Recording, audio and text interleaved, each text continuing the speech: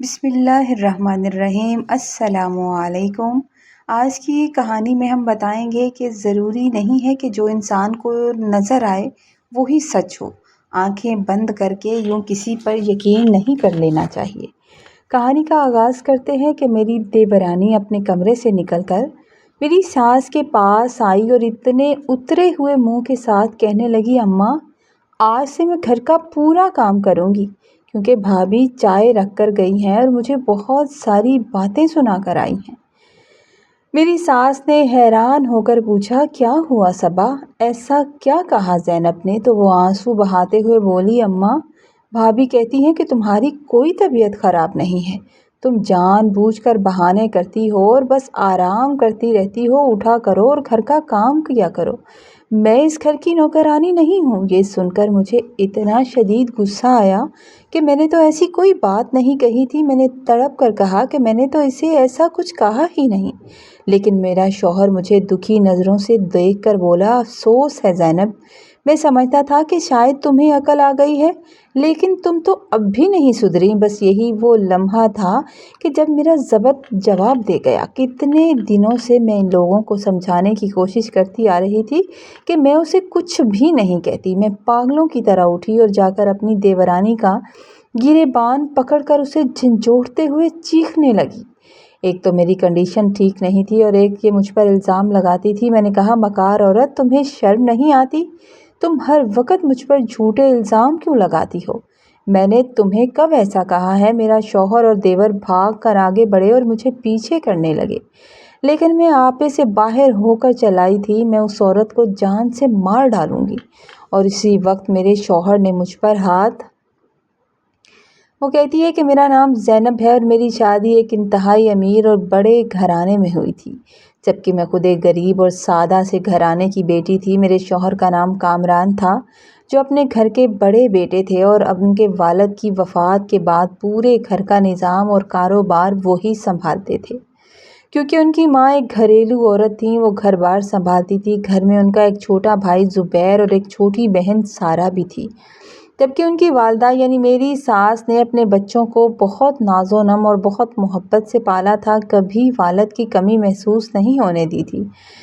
ان دونوں بھائیوں کی شادی ایک ہی دن ایک ہی ساتھ ہوئی تھی۔ میرے دیور زبیر کی بیوی کا نام صبا تھا، یعنی کہ ہم دونوں دیرانی جٹھانی کی شادی ایک ہی دن ہوئی تھی۔ میری دیورانی صبا جو تھی وہ دیکھنے میں انتہائی سیدھی سادھی، معصوم اور بھولی بھالی لگتی تھی، لیکن حقیقت میں وہ بالکل ایسی نہیں تھی جیسی وہ نظر آتی تھی۔ وہ ذہن کی اتنی تیز اور چلاک عورت تھی کہ میری ساس کے سامنے کبھی کوئی غلط بات نہیں کرتی تھی، بلکہ ہر بات پر فوراً سے جی اماں جان جیسے آپ کا حکم کہہ کر ان کی دلجوئی کیا کرتی تھی۔ میری نند سارہ کے ساتھ بھی میری ساس کے سامنے اس قدر پیار اور محبت کا مظاہرہ کرتی جیسے اس سے زیادہ اس کا کوئی خیر خواہ ہو ہی نہ، جبکہ ان کی پیٹھ کے پیچھے اس کا رویہ اور سلوک بالکل عجیب اور سرد ہو جاتا تھا۔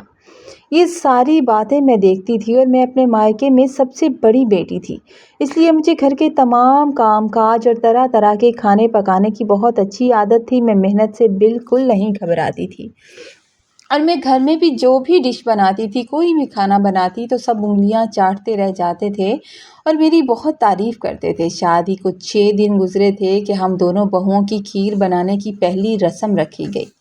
جب 6 دن گزر گئے تو میری ساس کہنے لگیں کہ آج کھیر بنے گی اور میری بہوئیں گھر میں میٹھا بنائیں گی۔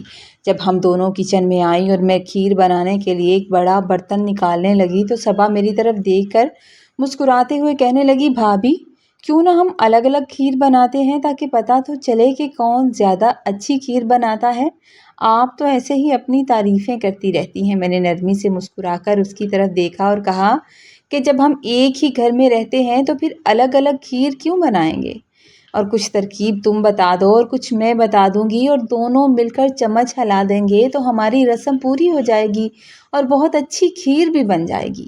میری یہ بات سن کر وہ مسکرا کر بولی، نہیں، ایسے پتہ تھوڑی چلے گا کہ کس نے کیسی کھیر بنائی ہے۔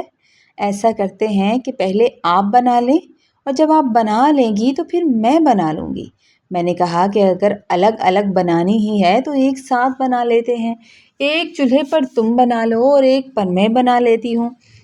फिर हम दोनों ने الگ الگ کھیر بنا لی کیونکہ وہ چاہتی تھی کہ الگ الگ کھیر بنائی جائے، اور جب الگ الگ بول میں ڈال کر میں برتن دھونے لگی تو میری ساس کچن میں آئیں۔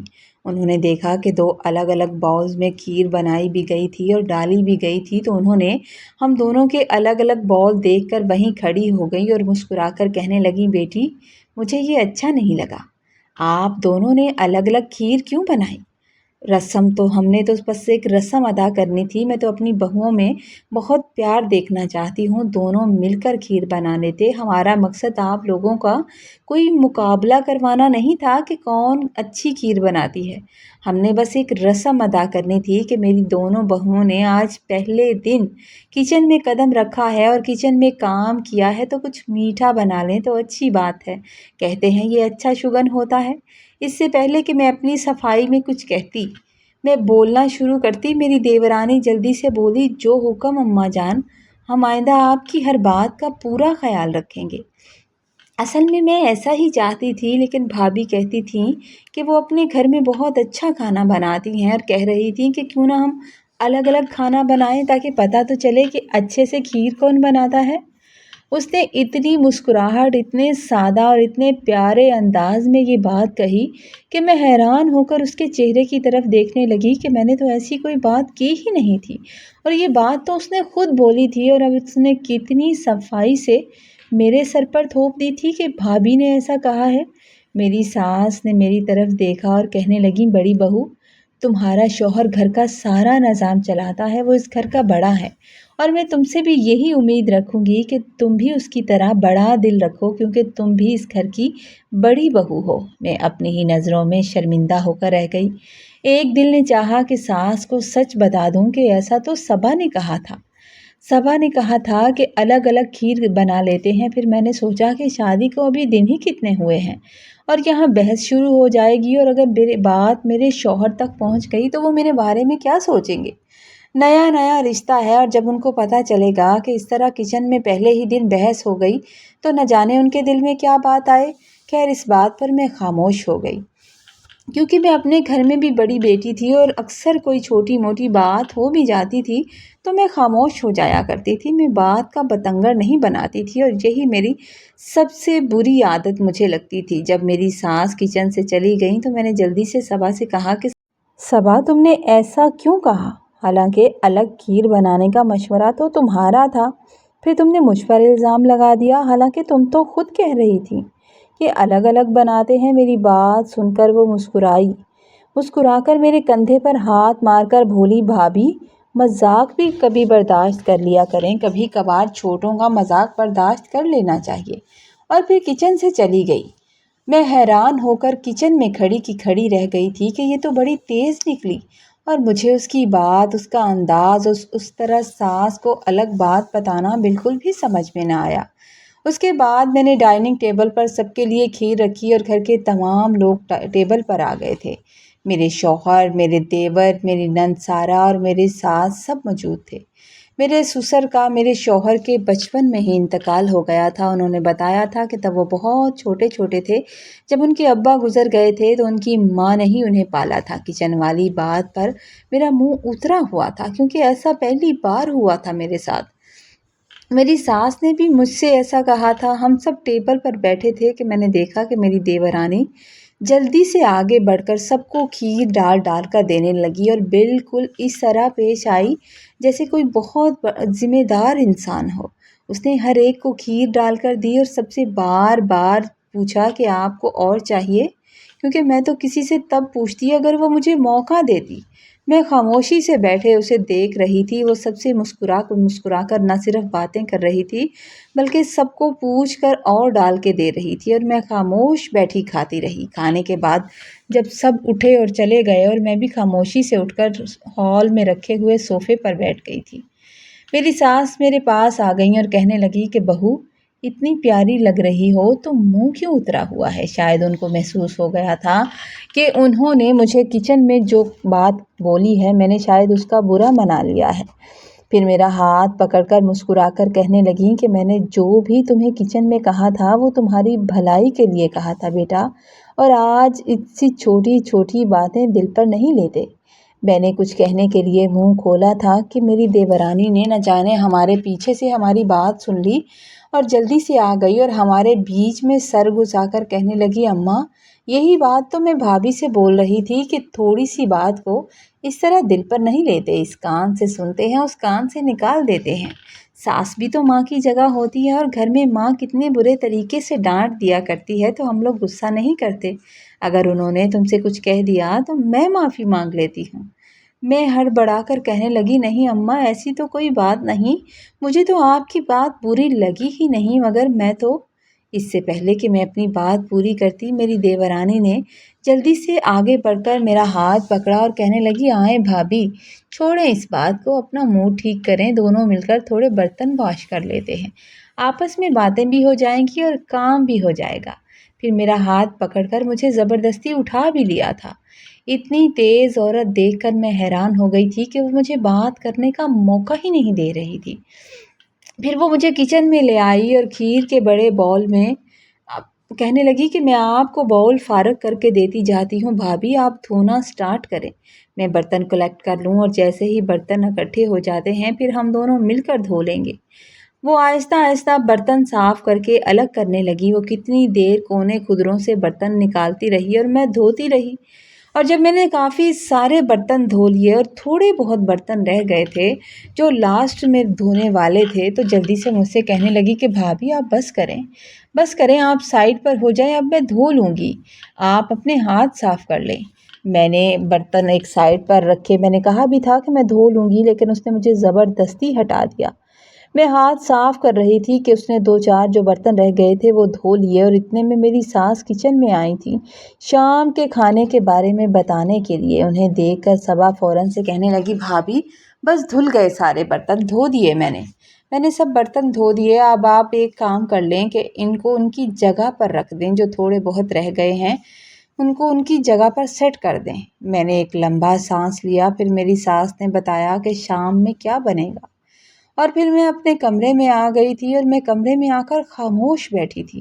مجھے سمجھ نہیں لگ رہا تھا کہ مجھے کیا کرنا چاہیے۔ وہ عورت ہر بات میں مجھے پیچھے چھوڑ رہی تھی اور مجھے لاجواب کر رہی تھی۔ مجھے خاموش دیکھ کر میرے شوہر میرے پاس آ کر بیٹھ گئے اور کہنے لگے، کیا بات ہے؟ میں تمہیں دیکھ رہا ہوں کہ تم کافی دیر سے خاموش لگ رہی ہو، کوئی بات نہیں کر رہی۔ صبا کو دیکھو کیسے چاہتی پھر رہی ہے، چہکتی پھر رہی ہے۔ جس طرح اس نے سب کو ٹریٹ کیا مجھے بہت اچھا لگا۔ ہر ایک سے پوچھ کر کھیر ڈالی، اپنے گھر کو اپنا گھر سمجھ رہی ہے، اور اس کا یہ انداز مجھے بہت اچھا لگا، کس طرح وہ ہم لوگوں میں گھل مل گئی ہے۔ شکر ہے میری بھابھی بہت سمجھدار ہے۔ میں حیران ہو کر اپنے شوہر کی طرف دیکھ رہی تھی کہ وہ شاید میری دیورانی کی تعریف کر رہا تھا اور مجھے سنا رہا تھا، اور میری دیورانی کتنی تیز تھی یہ تو میں دیکھ آئی تھی۔ جو روپ اس کا میں نے دیکھا تھا وہ تو کسی نے نہیں دیکھا تھا۔ میرا دل کیا کہ میں اپنے شوہر کو بتاؤں، میں اسے بتانا چاہتی تھی کہ اس نے میرے ساتھ کیا کیا، لیکن جیسے ہی میں نے بات سٹارٹ کی تو اس نے میرے منہ پر ہاتھ رکھ دیا اور کہنے لگا کہ جس طرح اس گھر کا بڑا میں ہوں تم اس گھر کی بڑی ہو، جس طرح گھر کا میں بڑا بیٹا ہوں اس طرح تم بڑی بہو ہو، اور تم نے کبھی کسی سے فرق نہیں کرنا، اور اس طرح کبھی بھی کسی کے بارے میں دل برا نہیں رکھنا، نہ سوچنا ہے اور نہ ہی کوئی غلط بات کرنی ہے۔ اس طرح انسان جب باتیں دل میں رکھنا شروع کر دیتا ہے تو آہستہ آہستہ رشتے پھیکے پڑ جاتے ہیں اور آخر میں ٹوٹ بھی جاتے ہیں۔ رشتے جڑے نہیں رہتے، اور ہم دونوں گھر میں بڑے ہیں، ہم نے رشتوں کو جوڑ کر رکھنا ہے۔ میں نے ہمیشہ اپنے گھر کو بڑا جوڑ کر رکھا ہے اور میں چاہتا ہوں کہ تم بھی اس میں میرا ساتھ دو۔ میں نے کبھی اپنے بھائی میں فرق نہیں کیا، میں نے ہمیشہ اسے اپنی اولاد کی طرح سمجھا ہے، اور میری ماں میرا سب کچھ ہے، اور اب سے تم بھی میرا سب کچھ ہو۔ یہ کہہ کر اس نے میرا ہاتھ دبایا اور اپنا کام کرنے لگا۔ میں تو پھنس گئی تھی، مجھے تو کوئی سمجھنے کے لیے تیار بھی نہیں تھا، اور اب سب سے بڑی بات یہ کہ میں گھر کی بڑی بہو تھی۔ ایک دن ہی میں میری دیورانی نے سب کو ہی اپنی سائڈ پر کر لیا تھا، اور سب اسے اچھا سمجھنے لگے تھے اور میں بری بن گئی تھی۔ آہستہ آہستہ اس گھر میں یہی معمول بن گیا تھا کہ صبا خود کوئی بات کرتی اور جب میں اس سے اس بات کے بارے میں پوچھتی تو وہ اچانک سے مکر جاتی اور بالکل اس طرح کا معصوم منہ بنا لیتی کہ میری ساس کو اس کی ہر بات پر یقین آ جاتا تھا۔ اور مجھے بے حد غصہ آتا تھا۔ میری نند سارا کے ساتھ بھی اس نے گہری دوستی بنا لی تھی اور اس کے پیٹھ پیچھے میرے ساتھ اس کی برائیاں کرتی تھی۔ جب بھی وہ اس کے سامنے ہوتی تھی تو اس کی تعریفیں کرتے نہیں تھکتی تھی، اور اکثر کچن میں کوئی نہ کوئی ایسی بات سارا کے بارے میں کر ہی دیتی تھی۔ ایک دن جمعے کا دن تھا اور میرے شوہر کی فرمائش تھی کہ گھر میں میٹھے چاول بنے تھے۔ کھانا کھانے کے بعد اچانک میری طبیعت خراب سی ہونے لگی۔ ایسا لگ رہا تھا کہ جیسے مجھے چکر آ رہے ہیں اور عجیب سی حالت ہو رہی تھی۔ میں بھاگ کر اپنے کمرے میں آ گئی تھی، مجھ سے چلا بھی نہیں جا رہا تھا۔ جب میرے شوہر مجھے ہاسپٹل لے کر گئے اور جب لیڈی ڈاکٹر سے چیک اپ کروایا تو پتہ چلا کہ میرے ہاں خوشخبری آنے والی ہے، اللہ تعالیٰ ہمیں اولاد دے رہا ہے۔ میں بہت خوش تھی اور ہمارے گھر میں سب لوگ بے حد نہال ہو گئے تھے۔ میری ساس نے تو خوشی سے مجھے گلے سے لگا لیا تھا اور میری نند بھی بہت خوش تھی۔ سب نے مجھے مبارکباد دی، لیکن میری دیورانی صبا کے منہ سے مبارکباد کا ایک لفظ نہیں نکلا تھا۔ وہ بار بار میرے چہرے کی طرف دیکھ رہی تھی، اور اگلے دن جب ہم کچن میں کام کر رہے تھے تو وہ مجھ سے جلی کٹے انداز میں کہنے لگی، بھابھی آپ تو بہت خوش ہوں گی کہ آپ نے مجھ سے پہلے اس گھر کو خوشخبری دے دی ہے۔ میں نے نرمی سے مسکرا کر اس کی طرف دیکھا کہ اللہ کرے کہ آپ بھی جلد دے دو، اس میں جلدی یا دیر کی کوئی بات نہیں جب اللہ دیتا ہے۔ میرا مقصد وہ نہیں تھا جو اس نے اپنے ذہن میں کر لیا، اور نہ ہی میں نے ایسا اسے کچھ کہا تھا۔ میری بات سنتے ہی اس نے نہ صرف رونا شروع کر دیا بلکہ زور زور سے سسکیاں بھرنے لگی۔ میں حیران ہو کر اسے دیکھنے لگی کہ ایک دم سے اسے کیا ہو گیا۔ میں حیران پریشان ہو کر ہاتھ دھو کر اس کی طرف بھاگی تھی۔ میں چونکہ برتن دھو رہی تھی اس لیے جلدی سے میں نے ہاتھ دھو کر اس کی طرف جا ہی رہی تھی کہ میری ساس اتنے میں کچن میں پہنچ بھی گئی تھی، کیونکہ اس کے رونے کی آواز کافی تیز تھی۔ اسے دیکھ کر پریشان ہو کر کہنے لگی، کیا ہوا صبا بیٹی، بتاؤ تو صحیح، اس طرح کیوں رو رہی ہو؟ سب لوگ جمع ہو گئے اس کے اس طرح رونے پر۔ انہوں نے صبا کو کندھے سے پکڑا اور اسے سہارا دے کر باہر لے آئی تھی۔ شام کے تقریباً 6 بجے کا وقت تھا اور دونوں بھائی بھی کام سے واپس آ چکے تھے۔ سب ہال میں بیٹھے ٹی وی دیکھ رہے تھے کہ صبا کے رونے کی آواز سن کر سب ہی وہاں جمع ہو گئے اور وہ زاروں قطار روئے جا رہی تھی۔ پھر زاروں میری ساس کے بار بار پوچھنے پر زاروں قطار روتے ہوئے کہنے لگی، اماں بھابھی کہتی ہیں کہ میں نے تو اس گھر کو وارث اور خوشخبری دے دی ہے، اور تم پتہ نہیں کب دو گی بھی یا نہیں۔ اب تم بھی اس گھر کو کوئی خوشخبری دے ہی دو تو اچھا ہے اماں۔ بھابھی کی بات سن کر مجھے احساس ہو رہا ہے کہ میں اپنے ماں باپ کی اکلوتی بیٹی تھی، اور میرے بعد میرے ماں کو اللہ نے کوئی اولاد نہیں دی۔ مجھے اب ڈر لگ رہا ہے کہ کہیں ایسا نہ ہو کہ اللہ مجھے بھی اولاد نہ دے، اور وہ باقاعدہ ہچکیوں کے ساتھ رو رہی تھی کہ کہیں اللہ مجھے اولاد کی نعمت سے محروم نہ رکھے۔ بھابھی نے آج مجھے اس کمی کا بہت برے طریقے سے احساس دلایا ہے۔ میں حیران پریشان کھڑی اس کا مکارانہ روپ دیکھ رہی تھی کہ ابھی شادی کو صرف 3 مہینے گزرے تھے اور میں اسے اس کی کمی کا احساس دلاؤں گی۔ میرے تو چہرے کا رنگ اڑ گیا تھا کہ میں نے تو ایسا کچھ کہا بھی نہیں تھا۔ میرے دیور نے انتہائی افسوس بھری نظروں سے میری طرف دیکھا، اور پھر میری ساس کی آنکھوں میں بھی میرے لیے سخت ناراضگی تھی۔ ان لوگوں کو لگ رہا تھا کہ شاید اللہ تعالیٰ نے مجھے خوشخبری دے دی ہے تو میں اس بارے میں فخر کر رہی ہوں، غرور کر رہی ہوں، اور میرا دل چاہ رہا تھا کہ زمین پھٹے اور میں اس میں سما جاؤں، کیونکہ میرے شوہر کی نظروں میں بھی میرے لیے کچھ خاص عزت نہیں تھی۔ میں نے تو بس ایک دعائیہ بات کہی تھی کہ مگر بات کو اس نے کیا سے کیا بنا دیا تھا۔ سب لوگ صبا کو چپ کروا رہے تھے، کوئی اس کے لیے پانی کا گلاس لا رہا تھا، کوئی اسے تسلی دے رہا تھا۔ میں نے ضبط کھو کر جلدی سے کہا، اماں میں نے ایسا کچھ نہیں کیا، میں نے ایسا کچھ کہا ہی نہیں، یہ بالکل جھوٹ بول رہی ہے۔ میری آواز میں خود بخود شدید غصہ آ گیا تھا۔ اسی طرح کسی انسان پر الزام تراشی کر دی جائے تو وہ غصے میں تو آئے گا نا۔ صبا نے آگے سے کچھ نہیں کہا، بس خاموشی سے آنسو بہاتی رہی، جس پر میری ساس سخت لہجے میں بولی کہ خاموش ہو جاؤ زینب، اور خاموشی سے اپنے کمرے میں چلی جاؤ، وہ اس طرح کے جھوٹ کیوں بولے گی؟ لیکن اب میرے صبر کی انتہا ہو چکی تھی۔ میں نے تڑپ کر کہا، اماں میں نے ایسا کچھ نہیں کیا، میں اس کے روز روز کے ڈراموں سے تنگ آ چکی ہوں۔ یہ بات خود کرتی ہے، سب کچھ کہتی ہے اور مجھ پر الزام لگوا کر مجھے سب کے سامنے برا بنا دیتی ہے۔ میں نے ایسا کچھ کہا بھی نہیں ہوتا۔ कहना तो दूर की बात, मैंने तो ऐसा सोचा भी नहीं होता। आप मेरी बात का यकीन करें।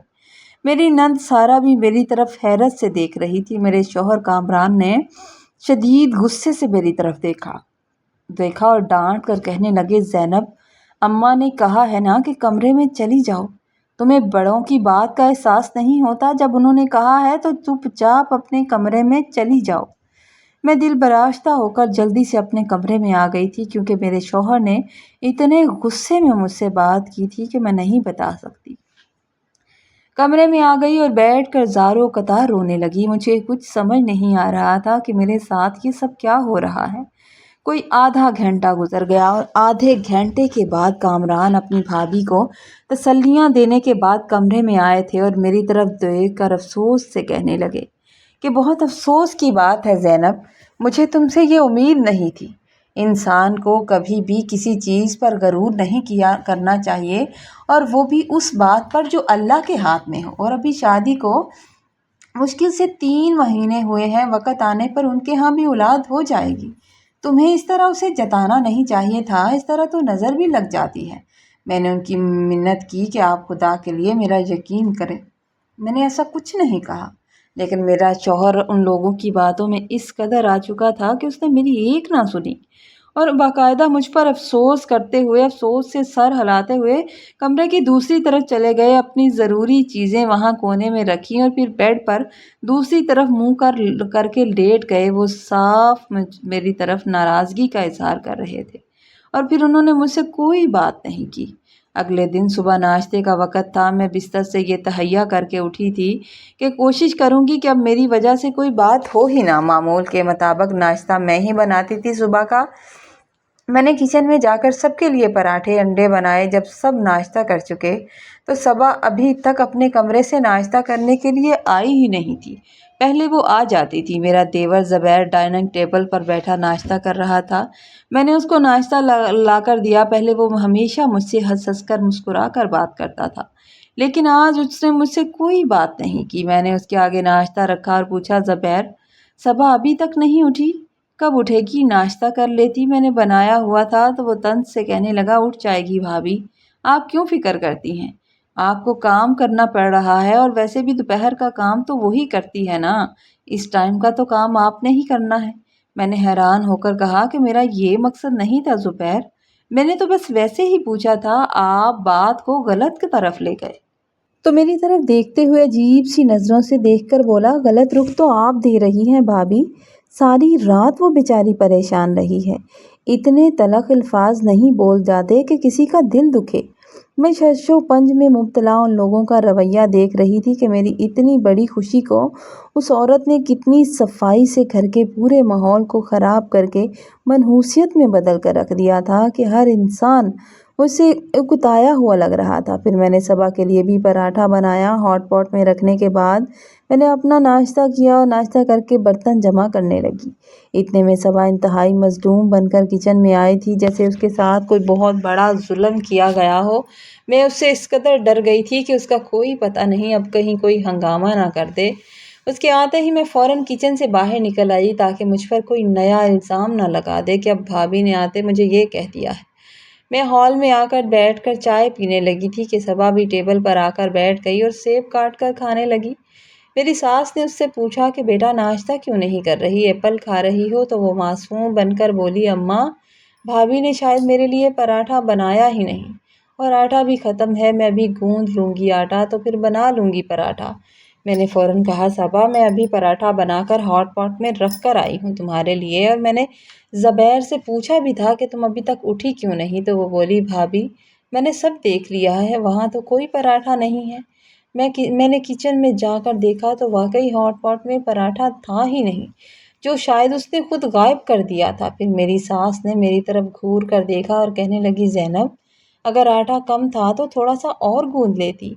तुम्हें पता तो था कि सबने नाश्ता करना है, ये मुकाबलेबाजी क्यों करने लग गई हो? अच्छी खासी समझदार लगती हो, तुम घर की बड़ी हो, तुम्हें कुछ तो ख्याल करना चाहिए। मेरे देवर ने जल्दी से अपनी प्लेट अपनी बीवी के आगे कर दी और कहने लगा, सबा, नाश्ता कर लो। उसे देखकर सबा जल्दी से बोली, अम्मा, कोई बात नहीं, भाभी भूल गई होंगी। میں بنا لوں گی اپنے لیے ناشتہ۔ وہ اتنے پیار سے اپنی ساس کو بول رہی تھی کہ میری ساس بولی بھول کیسے سکتی ہے، ہم گھر میں کون سا بہت زیادہ افراد ہیں جو تمہارے لیے وہ ناشتہ بنانا ہی بھول گئی۔ گھر کے حالات دن بدن بہت خراب ہوتے جا رہے ہیں اور وہ بھی صرف تمہاری وجہ سے زینب۔ اس طرح کی بدمزگی سے بہتر ہے کہ تم لوگ الگ ہو جاؤ، اگر تم ساتھ نہیں رہنا چاہتی تو بے شک الگ ہو جاؤ۔ میں جلدی سے کچن میں آئی تھی اور میں نے ایک ایک کونا چھان مارا تھا، کچن کی ہر چیز دیکھ ڈالی تھی، لیکن نہ جانے اس عورت نے 1 منٹ میں وہ پراٹھا کہاں چھپا دیا تھا، کہاں غائب کر دیا تھا، مجھے سمجھ بالکل نہیں آ رہا تھا۔ میں بالکل بے بس سی ہو کر رہ گئی تھی۔ اتنے میں میرے شوہر کامران کپڑے چینج کر کے دکان جانے کے لیے تیار ہو کر نیچے اترے تھے۔ میری ساس نے انہیں آواز دی اور اپنے پاس بلا کر جب ناشتے اور پراٹھے والی بات بتائی تو میرے شوہر رنج و فکر سے اپنا سر پکڑ کر بیٹھ گئے۔ ماں تھی، اسے بھی اس طرح جاتے ہوئے ذکر نہیں کرنا چاہیے تھا، لیکن میری ساس نے بتا دیا۔ دوسری طرف میرا دیور اپنی بیوی کا ہاتھ تھام کر اسے اس طرح معصوم بنا کر اپنے کمرے میں لے کر گیا تھا جیسے اس پر نہ جانے کتنا بڑا ظلم کر دیا گیا ہو، اور میں پاگلوں کی طرح کچن میں کھڑی دیکھ رہی تھی کہ میں کرتی کیا ہوں اور وہ بات کو کیا سے کیا بنا دیتی ہے۔ وہ عورت کس طرح پورے خاندان کو اپنے پیچھے لگا رہی تھی اور کس طرح ان کے حواسوں پہ سوار تھی کہ اس کی کوئی بات ان لوگوں کو غلط لگتی ہی نہیں تھی۔ میں خاموشی سے اپنے کمرے میں آئی تھی جہاں میرے شوہر پہلے سے موجود تھے۔ ظاہر سی بات تھی کہ انہوں نے مجھ سے اس سارے معاملے کی چھان بین بھی کرنی تھی کہ میں نے آخر ان کی لاڈلی بھابھی صبا کے ساتھ ایسا کیوں کیا۔ اس سے پہلے کہ وہ کچھ کہتے میں نے روتے ہوئے کہا، کامران آپ ایک لفظ مت بولیے گا، مجھ سے ایک لفظ مت کہیے گا، میں اپنے آنے والے بچے کی قسم کھا کر کہتی ہوں کہ میں نے صبا کا پراٹھا بنایا تھا، میں نے بنایا بھی تھا اور میں اسے اپنے ہاتھوں سے ہاٹ پاٹ میں رکھا بھی تھا۔ مجھے نہیں معلوم کہ وہ پراٹھا کیسے غائب ہو گیا۔ مجھے لگتا ہے کہ وہ عورت جان بوجھ کر مجھ پر الزام تراشی کر رہی ہے اور اس گھر میں میرے لیے حالات تنگ سے تنگ کرتی جا رہی ہے، اور آپ میرے شوہر ہیں، میرے شوہر ہوتے ہوئے بھی آپ میری بات کا یقین نہیں کر رہے۔ آپ کو میری بات کا یقین کرنا چاہیے۔ میری آنکھوں سے بھی بے تحاشا آنسو بہہ رہے تھے اور میں دکھ کی آخری انتہا پر تھی کہ یہ لوگ سب کیا ہوتا جا رہا ہے، اور میں اتنے شدید غصے سے بول رہی تھی کہ مجھے لگا کہ جیسے میری طبیعت بالکل بگڑ جائے گی۔ کامران نے آگے بڑھ کر مجھے سنبھالا اور بولے، زینب یہاں بیٹھو اور میری بات سنو۔ میں چاہتا ہوں کہ تم کچھ دنوں کے لیے اپنے مائکے چلی جاؤ، تمہاری طبیعت بھی ٹھیک نہیں رہتی تو تم کچھ دنوں کے لیے ریلیکس ہو جاؤ گی، طبیعت بہتر ہو جائے گی اور پھر میں تمہیں واپس لے آؤں گا۔ شاید تمہاری طبیعت کی وجہ سے تمہارے ساتھ ایسا ہو رہا ہے۔ میں نے تڑپ کر کہا کہ میں نہ پاگل ہوں اور نہ ہی میری طبیعت خراب ہے۔ اگر آپ نے اب میرے ساتھ کوئی زیادتی کی یا غلط سمجھا تو میں اپنی جان لے لوں گی۔ آپ کیوں میری بات کا یقین نہیں کرتے؟ وہ حیران ہو کر میری طرف دیکھنے لگے۔ ان کی سمجھ سے باہر تھا کہ گھر میں یہ سب کیا ہو رہا ہے۔ کامران بولے کہ میں گھر کا بڑا بیٹا ہوں اور اپنے ابا کے بعد میں نے اس گھر کی ذمہ داری سنبھالی ہے، میں کیا کروں؟ میں مجبور ہوں، نہ میں اپنی ماں کے آگے بول سکتا ہوں اور نہ مجھے تمہاری سمجھ جاتی ہے۔ میری ماں نے ہمیشہ مجھے بڑا سمجھا ہے اور میں نے اپنے بھائی کو ہمیشہ اپنی اولاد کی طرح سمجھا ہے، کبھی فرق نہیں کیا۔ لیکن آج میں نے اپنے چھوٹے بھائی زبیر کی آنکھوں میں جو دکھ میں نے دیکھا ہے وہ مجھے خود سے شرمندہ کر رہا ہے۔ اگر کوئی بات ہو بھی جاتی ہے تو خدا کے لیے خاموش رہا کرو۔ میں نے ان کا ہاتھ پکڑ کر روتے ہوئے کہا، کامران کوئی بھی اس طرح اپنے آنے والے بچے کی قسم نہیں کھاتا۔ آپ میرا یقین کریں، میں نے قسم کھائی ہے کہ میں نے نہ اس کے ساتھ کوئی غلط بیانی کی ہے اور نہ ہی میں نے اس طرح اس کے لیے ناشتہ میں نے بنایا تھا۔ انہوں نے ایک لمبا سانس لیا اور کہنے لگے، ٹھیک ہے، لیکن میری بات مانو، کچھ دنوں کے لیے مائکے چلی جاؤ، اللہ خیر کرے گا۔ میں نے خاموشی سے 2-3 سوٹ پیک کر لیے تھے اور کامران مجھے میرے مائکے چھوڑ آئے تھے، کیونکہ یہاں گھر کے حالات جو تھے وہ تنگ ہو رہے تھے اور نہ جانے کیوں میرا دل چاہ رہا تھا کہ کچھ دن کے لیے میں یہاں سے نکل ہی جاؤں تو شاید بہتر ہے۔ گھر پہنچ کر میں نے رو رو کر اپنی ماں کو ساری بات بتائی تھی کہ کس طرح وہ عورت سب کو اپنے پیچھے لگا لیتی ہے اور میری اتنی اچھی ساس بھی اب مجھے شک کی نظروں سے دیکھنے لگی ہے۔ میری ماں نے مجھے پیار سے سمجھاتے ہوئے کہا، بیٹی جھوٹ کے کبھی پاؤں نہیں ہوتے، اور جھوٹ زیادہ دن تک ٹک نہیں پاتا، اور تم دیکھنا ایک دن سب کو معلوم ہو جائے گا۔ تم بس خاموش رہا کرو، کوئی غلط بات نہ کیا کرو اور صرف اللہ سے دعا مانگا کرو۔ عزت رکھنے والی ذات صرف اللہ تعالیٰ کی ہے۔ اور ایک ہفتے بعد جب میرے شوہر کی کال آئی کہ گھر واپس آ جاؤ، تو میری ماں نے خود ہی ان سے کہہ دیا کہ کامران بیٹا، ابھی 2 مہینے تک میں اپنی بیٹی کو نہیں بھیجوں گی، میں اپنے پاس رکھوں گی۔ یہ بہت کمزور سی لگ رہی ہے، اور اگر تم اجازت دو تو میں اسے اپنے پاس رکھ لوں، اور میں تمہاری اماں سے بھی فون کر کے اجازت لے لوں گی اگر تم اجازت دے دو گے۔ کامران بہت خوش ہوئے اور بولے، ٹھیک ہے آنٹی، آپ اماں سے اجازت لے لیں، مجھے کوئی اعتراض نہیں ہے اور میں اس سے ملنے آتا رہوں گا۔ اس کے بعد میری ماں نے میری ساس کو فون کیا، تو میری ساس نے فون اٹھاتے ہی سلام دعا کے بعد ہی میری شکایتوں کا دفتر کھول کے رکھ دیا۔ میری ماں نے انتہائی ضبط اور خاموشی سے اس کی تمام باتیں سنی تھیں، اور آخر میں بولی، بہن جی، بچی ہے، میں اسے اچھے سے سمجھا دوں گی اور کوشش کریں گے کہ آئندہ کبھی آپ کو شکایت کا موقع نہیں دے گی، میں اسے اچھے سے سمجھا کر بھیجوں گی۔ ماں کا یہ رویہ دیکھ کر مجھے بہت غصہ آیا کہ میری ماں نے ایک لفظ بھی نہیں کہا۔ ماں نے جب کال کاٹی تو میں نے کہا، اماں، آپ کو بتانا چاہیے تھا کہ میں ایسی نہیں ہوں۔ آپ نے ان کی تمام باتیں خاموشی سے سن لی، یہ جانتے ہوئے بھی کہ آپ کی بیٹی جھوٹ نہیں بولتی۔ میری ماں نے شفقت بھری نظروں سے مجھے دیکھا اور کہنے لگی، بیٹی، جس طرح تم سب کو صفائیاں دے کر یقین دلاتی ہو، تو کیا تمہاری بات کا کوئی یقین کرتا ہے؟ وہ لوگ کبھی تمہاری بات کا یقین نہیں کریں گے جب تک ہمارے پاس کوئی ثبوت نہ ہو۔ بحث کرنے سے انسان خود برا ہو جاتا ہے، اور تمہاری دیورانی تو چاہتی یہی ہے کہ تمہیں کسی بات پر غصہ دلائے اور گھر میں ہنگامہ کرے، اور وہ خود خاموش ہو جائے اور تمہیں برا بنا دے۔ اس لیے تم بحث مت کیا کرو اور بری مت بنا کرو، خاموشی میں بڑی برکت ہوتی ہے۔ تم چپ رہو اور دیکھنا اللہ تعالیٰ تمہارا فیصلہ خود ہی کرے گا۔ ابھی مائکے میں مجھے 1 ہفتہ گزرا تھا کہ ایک دن میرے شوہر کی کال آئی اور کہنے لگا، زینب، صبا کی طبیعت بہت زیادہ خراب ہے اور اماں کہہ رہی ہیں کہ تم گھر واپس آ جاؤ، بعد میں چلی جانا، کیونکہ گھر کے کام کاج کا اماں پر بہت بوجھ ہے جو اماں سے نہیں سنبھل رہا، اور سارا اکیلی کیا کیا کرے، اور تمہیں تو پتہ ہے کہ سارا کو کام کرنے کی عادت نہیں ہے۔ میں نے کہا، ٹھیک ہے، آپ شام کو آئیں اور آ کر مجھے لے جائیں۔ شام کو جب میں سسرال واپس آئی تو سب سے ملی۔ صبا میری ساس کے سامنے مجھ سے اتنی کھل کر مسکرا کر ملی تھی جیسے اس کے دل میں کوئی بات ہو ہی نہ ہو، اس نے کوئی بات دل میں رکھی ہی نہ ہو۔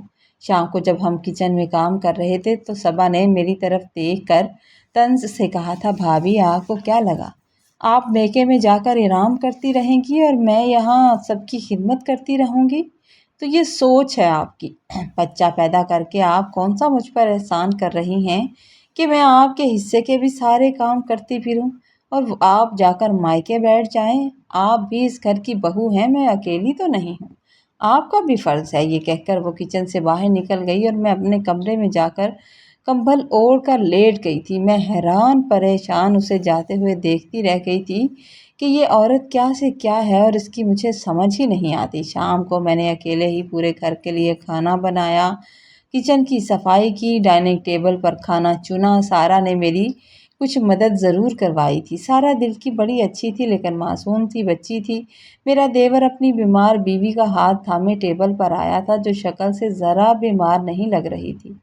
سب لوگ کھانا کھانے لگے۔ کھانے کے دوران میری ساس نے میری طرف دیکھا اور دیکھ کر نرمی سے کہا تھا کہ بڑی بہو، ڈاکٹر نے بتایا ہے کہ چھوٹی بہو کو بہت زیادہ ویکنس ہو گئی ہے اور اسے آرام کرنا چاہیے، اور شاید اسی وجہ سے اللہ تعالیٰ ہماری سن نہیں رہا، کیونکہ بہو کو کمزوری ہو گئی ہے اور ان کے ہاں اولاد نہیں ہو رہی۔ ڈاکٹر نے اسے مکمل آرام کرنے کو کہا ہے اور اس کی صحت کا خیال رکھنے کو کہا گیا ہے، اس لیے تم اس سے کچھ دن کام کا نہ کہنا، صرف 1-2 ہفتے کی بات ہے، تاکہ اس کی طبیعت کچھ بہتر ہو جائے تو پھر وہ تھوڑی بہت تمہاری مدد ضرور کروا دے گی۔ اس موقع پر مجھے اپنی ماں کی نصیحت اور بات یاد آ گئی۔ میں نے اپنے غصے اور انا کو سائڈ پر رکھتے ہوئے مسکرا کر اپنی ساس کی طرف دیکھا تھا اور اپنی نند کی بات جو تھی وہ دل میں رکھتے ہوئے نہایت ادب سے کہا تھا، اماں جان، کوئی بات نہیں، صبا جتنے دن چاہے آرام کر سکتی ہے، مجھے کوئی اعتراض نہیں، میں سارے کام سنبھال لوں گی۔ मेरी सास ने हैरत और खुशी से मेरी तरफ देखा था, क्योंकि मेरे चेहरे पर कोई बल नहीं था और मैंने कुछ भी नहीं कहा था।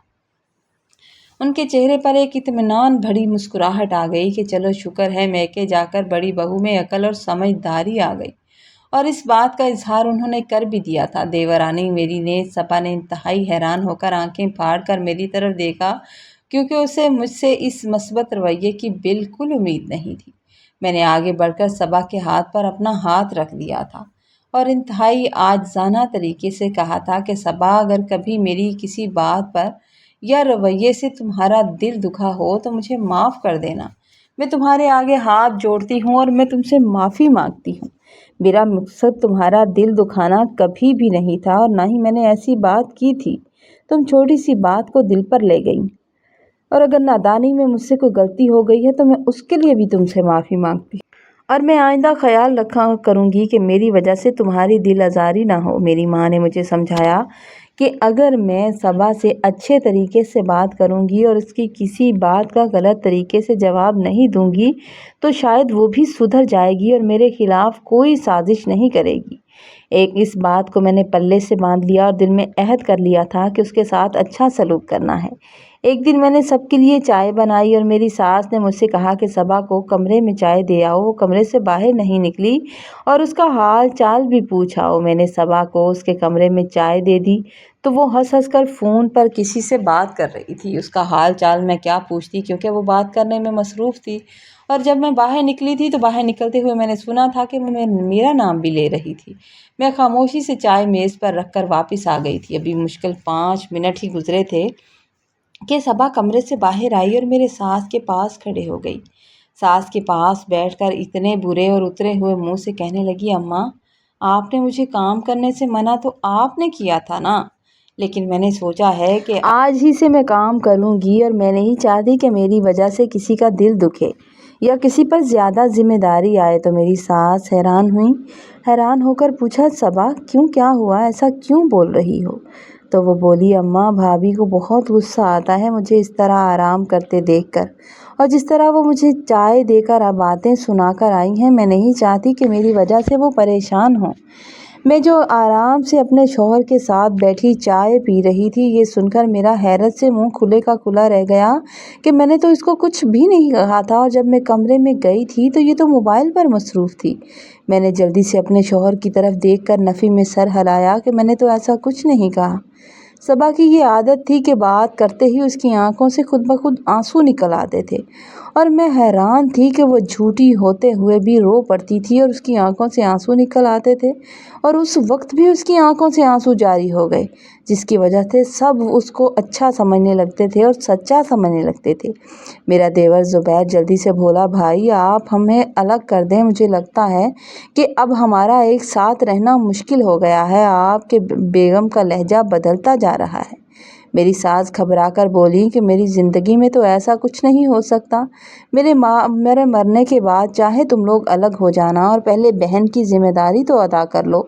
मैं जल्दी से अपनी सास के पास जाकर बैठ गई और कहा कि अम्मा, मैंने इसको कुछ नहीं कहा। ये जानबूझकर बात का बतंगर बनाती है, ये इसके रोज़ का मामूल है। आप लोगों को मेरा यकीन क्यों नहीं आता? मेरी सास मेरी तरफ देखकर बोली, ज़ैनब, वो यतीम लड़की है, कुछ खुदा का खौफ करो। तुम्हें तरस क्यों नहीं आता उस पर? सबा इस तरह मुंह बनाए हुए आंसू बहा रही थी और मेरी हालत खराबी सेहत और हमल की वजह से वैसे ही निढाल थी, और सबका यूं एक मिनट में उसकी बात पर यकीन कर लेना मुझे पागल कर रहा था। मुझसे ज़ब्त ही ना हुआ। मैं जल्दी से उठी और जाकर सबा का गिरेबान पकड़कर उसे झिंझोड़ने लगी। न जाने उस वक़्त मुझसे क्या हो गया कि मैंने ये गलत कदम उठा लिया। मैंने कहा कि तुम्हें शर्म आनी चाहिए इस तरह बकवास करते हुए, आखिर तुम चाहती क्या हो? मैं गुस्से से उसे झिंझोड़ रही थी कि तुम मुझसे हसद करती हो, मेरी हर खुशी से जलती हो, और यहाँ तक कि मेरी औलाद से, आने वाली औलाद से जलती हो। मेरा शौहर देवर ने आगे बढ़कर मुझे पीछे किया था। मैं आपे से बाहर होकर चिल्लाने लगी थी कि मैं इस औरत को जान से मार दूंगी, और इसने मेरी ज़िंदगी अजाब कर रखी है, बिला वजह मुझ पर हर रोज़ नए इल्ज़ामात लगाए रखती है। मैं गुस्से में होश खो बैठी थी, लेकिन मुझे होश तब आया जब मेरे शौहर कामरान ने एक ज़ोरदार सन्नाटा यानी कि थप्पड़ खींचकर मेरे मुंह पर दे मारा। حیرت اور صدمے سے میری آنکھیں کھلی کی کھلی رہ گئی تھی۔ مجھے یقین نہیں آ رہا تھا کہ میرا اتنا محبت کرنے والا شوہر کسی کی باتوں میں آ کر مجھ پر ہاتھ بھی اٹھا سکتا ہے۔ پورے ہال میں ایک دم ہولناک سناٹا چھا گیا۔ اتنا دکھ، اتنی تکلیف، اور اوپر سے میری حالت بھی ٹھیک نہیں تھی۔ میں ایک دم سے خاموش ہو گئی اور میری آنکھوں سے بے اختیار آنسو گرنے لگے تھے۔ شاید میں بھی غصے میں حد پار کر بیٹھی تھی کہ مجھے اس طرح جا کر اس کا گریبان نہیں پکڑنا چاہیے تھا، لیکن میری ذہنی حالت ایسی بنا دی گئی تھی کہ وہ عورت الزام تراشی کرتی اور رونا دھونا کر کے سب کو معصوم بن کے شیشے میں اتار لیتی تھی۔ تھپڑ پڑتے ہی میں خاموشی سے اپنے کمرے کی طرف جانے لگی تھی۔ میں نے دل میں فیصلہ کر لیا تھا کہ اب ایک منٹ بھی اس گھر میں نہیں رہنا۔ اتنا بڑا شور شرابہ سن کر میری نند سارا اپنے کمرے سے باہر نکلی اور اس نے میرے چہرے پر پڑتا ہوا تھپڑ دیکھ لیا تھا۔ اس نے کمرے سے شاید شور کی آواز سنی تھی اور وہ کمرے سے باہر نکلی تھی، اور جب میں کمرے کی طرف جانے لگی تو وہ جلدی سے آگے بڑھی اور میری طرف دیکھ کر بولی، بھابھی، بڑی بھابھی، خدا کے لیے رک جائیں، میری بات تو سنیں۔ اس نے آگے سے بڑھ کر مجھے نہ صرف روک لیا تھا اور روتے ہوئے کہنے لگی، بھابھی آپ بالکل ٹھیک کہتی ہیں، آپ بالکل ٹھیک کہتی ہیں۔ گھر کا کوئی فرد آپ کی بات پر بھروسہ کرے یا نہ کرے، میں آپ کی بات کا پورا یقین کرتی ہوں۔ میں حیرت سے اس کی طرف دیکھنے لگی کہ سارے گھر والے ایک طرف ہو گئے تھے اور وہ میری سائیڈ لے رہی تھی۔ اس نے مجھے گلے سے لگایا اور اپنے بھائی سے کہنے لگی، بھیا، آپ نے بھابھی پر ہاتھ اٹھایا، آپ کو ذرا خیال نہیں آیا؟ اور پھر میری اپنی ماں کی طرف دیکھ کر کہنے لگی، اماں، کبھی آپ سے بھابھی نے بدتمیزی کی، اونچی آواز میں آپ سے بات کی، اور پھر کامران سے بولی، بھیا، کبھی انہوں نے اونچی آواز میں آپ سے بدتمیزی کی؟ پھر آپ لوگ بھابھی کی بات کا آخر یقین کیوں نہیں کرتے؟ آپ کو سب کو بڑی بھابھی اتنی بری کیوں لگتی ہے؟ سارا نے سب کے سامنے سچ سے پردہ اٹھاتے ہوئے کہا کہ اماں، میں نے خود صبا بھابھی کو فون پر اپنی ماں سے بات کرتے ہوئے سنا ہے، اور جس طرح وہ اپنی ماں کو اپنے سارے کارنامے سنا رہی تھی، اپنی ماں کو بتا رہی تھی کہ وہ اس گھر میں کیا کیا کرتی ہیں، میں نے ایک ایک لفظ سنا ہے۔ میں آپ لوگوں کو بتانے ہی والی تھی کہ ابھی کچھ دیر پہلے میں بھابھی کا موبائل لینے ان کے کمرے میں گئی تھی، کیونکہ میرا موبائل اچانک سے پانی میں گر کر بند ہو گیا تھا اور مجھے دوست کی سالگرہ کا پیغام بھیجنا تھا۔ جیسے ہی میں بھابھی کے کمرے کے پاس پہنچی تو میں نے صبا بھابھی کو اپنی ماں سے فون پر بات کرتے ہوئے سنا تھا۔ میں دروازہ بجانے لگی تھی کہ مجھے ان کی آوازیں آنے لگی، چھوٹی بھابھی بڑی بھابھی سے سخت حسد کرتی ہیں، کیونکہ نہ صرف بڑی بھابھی خوبصورت ہیں بلکہ اللہ نے انہیں اولاد کی نعمت سے بھی نواز دیا ہے، جبکہ صبا کا دکھ اس بات کا ہے کہ بڑے بھیا تمام کاروبار اور پیسہ خود سنبھالتے ہیں اور اس کا شوہر ملازم کی طرح بڑے بھیا کے ساتھ کام کرتا ہے۔ جب میری نند یہ باتیں سچ بتا رہی تھی تو میں نے اپنی دیورانی صبا کی طرف دیکھا۔ حیرت سے اس کا منہ کھلا کا کھلا رہ گیا تھا۔ شاید وہ یقین نہیں کر پا رہی تھی کہ بالکل سارا آ کر اس طرح سب کے بیچ ایسی بات کرے گی۔ میرا شوہر اور دیور بھی ششدر رہ گئے تھے۔ صبا فوراً بات کاٹ کر چیخی کہ یہ جھوٹ بول رہی ہے، یہ اپنی بھابھی کی طرفداری کر رہی ہے، ضرور بڑی بھابھی نے اسے کوئی لالچ دیا ہوگا۔ سارا جلدی سے بولی کہ میں کسی کے لالچ میں نہیں آتی، میرے گھر والے میرے بارے میں جانتے ہیں، میں صرف وہ سچ بتا رہی ہوں جو میں نے اپنے کانوں سے سنا ہے۔ میری نند کی بات پر سب کو یقین کرنا تھا، کیونکہ وہ ان کی اپنی بیٹی اور سگے بھائیوں کی بہن تھی۔ ہم تو بہویں تھے، اور اسپیشلی میں اگر کوئی بات کرتی تھی تو میری تو کوئی بات کا یقین ہی نہیں کرتا تھا۔ میری ساس جو تھپڑ پڑنے کی وجہ سے شرمندہ اور خاموش تھیں کہ ان کے بیٹے نے مجھ پر ہاتھ اٹھایا تھا، انہوں نے اپنے بیٹے کامران کی طرف دیکھا اور بولی کہ تم نے عورت پر ہاتھ کیوں اٹھایا؟ میں نے تو تمہاری تربیت اس طرح کی نہیں کی کہ تم کسی عورت پر ہاتھ اٹھاؤ۔ سب آپس میں بحث کر رہے تھے اور صبا شور مچا رہی تھی۔ وہ شور مچا رہی تھی کہ وہ جھوٹی نہیں ہے اور نہ ہی اس نے کوئی غلط بات کی ہے۔ میں نے خاموشی سے کمرے میں جا کر اپنا سامان سمیٹا تھا اور چادر لی تھی اور گلی میں نکل آئی تھی۔ وہاں سے میں نے رکشہ لیا تھا اور سیدھا اپنے مائکے پہنچ گئی۔ گھر پہنچ کر میں اپنی ماں کے گلے لگ کر بہت روئی اور انہیں بتایا کہ میرے ساتھ وہاں کیا سلوک کیا گیا ہے۔ میرے ماں باپ مجھے اس حالت میں دیکھ کر پریشان ہو گئے، اور جب میں دل کی بات اماں کو بتا رہی تھی تو ابا بھی سن رہے تھے۔ مجھے آئے ہوئے آدھا گھنٹہ گزرا تھا کہ میری ساس اور میرے شوہر انتہائی شرمندہ اور ندامت سے جھکی نظروں کے ساتھ ہمارے گھر میں آ بھی گئے تھے۔ آج پہلی بار میرے باپ نے مجھ سے اس طرح کہا تھا کہ بیٹی تم اپنے کمرے میں چلی جاؤ اور ان لوگوں سے بات میں خود کروں گا، میں نہیں چاہتا کہ تم ان کو کچھ بولو، تم کمرے میں چلی جاؤ۔ میری ساس نے روتے ہوئے معافی مانگی اور میرے بابا سے کہا کہ بھائی صاحب ہم سے بڑی غلطی ہو گئی، ہمیں معاف کر دیں۔ ہم سمجھتے تھے کہ صبا یتیم بچی ہے اور وہ بار بار رو پڑتی ہے تو کہیں ہمیں اس کی بد دعا نہ لگ جائے، اور میں اپنے بچوں کو بھی یہی سمجھاتی رہی تھی کہ صبا کی اولاد بھی نہیں ہے اور وہ پریشان ہے تو اس کا خیال رکھا جائے۔ میرے ابا نے اس کی ساری بات سننے کے بعد میرے شوہر کی طرف دیکھ کر سخت لہجے میں کہا، کامران تم نے میری بیٹی پر ہاتھ کیوں اٹھایا؟ وہ میری بیٹی تھی، میں نے تو بہت صابر اور سمجھدار بیٹی تمہیں دی تھی، وہ گھر کی بڑی بیٹی تھی، اور تم جو بھی کرتے مگر میری بیٹی پر ہاتھ نہ اٹھاتے۔ میرے شوہر شدید شرمندہ تھے اور ہاتھ جوڑ کر معافی مانگ رہے تھے کہ ایک بار معاف کر دیں، آئندہ ایسا کچھ نہیں ہوگا۔ ابا نے کہا کہ معافی صرف ایک ہی صورت میں مل سکتی ہے، اور وہ یہ کہ اگر تم میری بیٹی کے لیے الگ کچن اور الگ گھر کا انتظام کر دو۔ اس کی حالت پہلے ہی ٹھیک نہیں ہے اور میں نہیں چاہتا کہ روز روز کا تماشا بنے اور میری بیٹی اس زہریلے ماحول میں رہ سکے۔ اور اگر تم چاہتے ہو کہ یہ شادی برقرار رہے تو جب الگ جگہ کا بندوبست کر لو تب اسے ساتھ لے جانا۔ میری ساس اور شوہر بالکل خاموش ہو کر واپس چلے گئے، ان کے پاس کوئی بات کا جواب نہیں رہا تھا۔ بعد میں کامران نے اپنے گھر کا ایک حصہ باورچی خانے میں الگ بنوا دیا، یعنی کہ کچن بنوا دیا، اور پھر مجھ سے اور میرے گھر والوں سے بار بار معافی مانگی اور مجھے عزت کے ساتھ گھر واپس لے آئے تھے۔ گھر آ کر میری ساس نے بھی مجھ سے معافی مانگی تھی، کہنے لگی کہ مجھے معاف کر دو، میں ہمیشہ تمہیں غلط سمجھتی رہی۔ میں نے ان کے ہاتھ پکڑ لیے۔ میری نند نے مجھے بعد میں بتایا کہ صبا کی منصوبہ بندی تو حسد میں میرے بچے کو ضائع کرنے کی بھی تھی، لیکن اللہ تعالیٰ نے بچا لیا تھا۔ میرے دیور زبیر نے صبا کی اس مکاری پر نہ صرف اس پر ہاتھ اٹھایا تھا بلکہ اسے گھر سے نکال بھی دیا تھا، لیکن بعد میں صبا کی ماں نے آ کر زبیر کے سامنے رونا دھونا شروع کیا اور اس کے سامنے کافی معافی مانگتی رہی، جس پر زبیر نے نہ صرف اسے معاف کر دیا لیکن اب وہ دونوں بالکل الگ رہتے ہیں، یعنی کہ ان کا پورشن الگ ہے، اور میں اپنے شوہر، میری ساس اور نند ایک ساتھ خوش رہتی ہوں۔ اللہ نے مجھے 2 پیارے بیٹوں سے نوازا ہے اور آج میں بہت خوش ہوں، جبکہ میری دیورانی صبا کی ابھی تک کوئی اولاد نہیں ہوئی، جو ہمیشہ سے کسی کا برا چاہتی تھی، ہر کسی کا برا چاہتی تھی، حسد کرتی تھی، اور میری ساس اب زبیر کی دوسری شادی کرنا چاہتی ہیں۔ انسان اور حسد اور بغض میں کتنا آگے نکل جاتا ہے کہ وہ دوسرے کا برا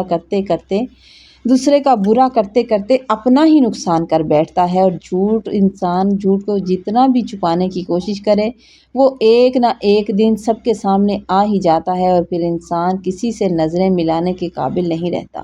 اسٹوری اگر آپ کو اچھی لگے تو آپ نے لائک کرنا ہے، کامنٹ میں ضرور بتانا ہے، اور چینل پر نئے ہیں تو پلیز چینل کو سبسکرائب کر دیجئے۔ خوش رہیے۔